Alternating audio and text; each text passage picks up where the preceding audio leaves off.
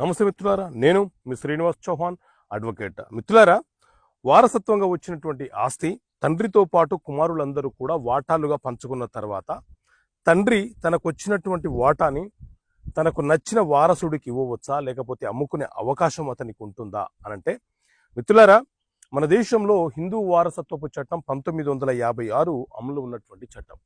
ఈ చట్టం ప్రకారంగా వారసత్వంగా వస్తున్నటువంటి ఆస్తులు ఏవైతే ఉన్నాయో ఆ తండ్రికి జన్మించినటువంటి వారసులు అంటే కుమార్తెలు కానీ కుమారులు కానీ అందరూ వాళ్ళు, అలాగే తండ్రి కూడా ఒక వాటాదారుడు కాబట్టి ఆ ఆస్తిని సమభాగాలుగా వాటాలుగా పంచుకునే హక్కు అందరికీ ఉంటుంది.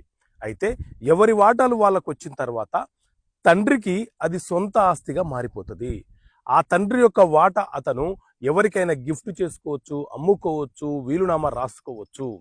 అదే వారసులైనటువంటి వాళ్ళకు వచ్చినటువంటి కుమారులు